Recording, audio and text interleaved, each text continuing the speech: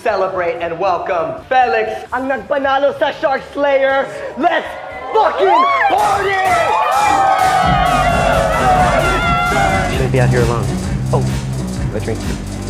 Teka, kailangan ko nang balikan si Felix. Nasaan na ba yun?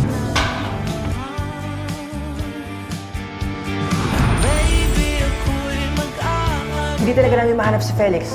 Now we can't find JJ. Pero nakita ko si Kiko. May buhat-buhat siya babae. That son of a bitch! May plano yan kay JJ.